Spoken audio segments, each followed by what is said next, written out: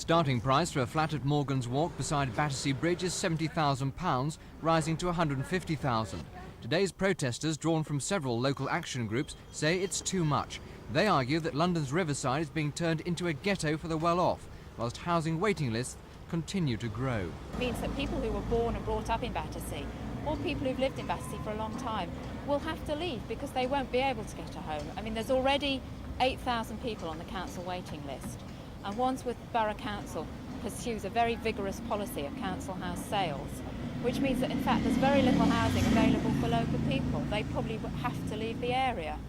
With an increase in eager buyers from abroad, luxury riverside developments are in demand.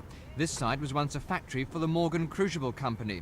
Pensioner Alice Taylor, who worked there for 11 years, claims she was promised she'd be allowed to rent a flat on the site when the factory was knocked down. She's still waiting. Well, I could never afford these prices, no, not on my pension. But, you know, this is how you are led to believe, and as I say, we as a group, we do feel this is how they partly got planning permission. How long have you lived in Battersea? Since 43. I was bombed out of there in 44, but I'm still here. What we want to do is draw attention to what's actually happening in London and the way that people who've been brought up in areas have no right to a home in it anymore. They have to leave. I mean, I've got 3 children, and when they grow up, they're not going to be able to live in Battersea. They'll have to leave. After being asked to leave by site managers, today's protesters continued their peaceful demonstration outside.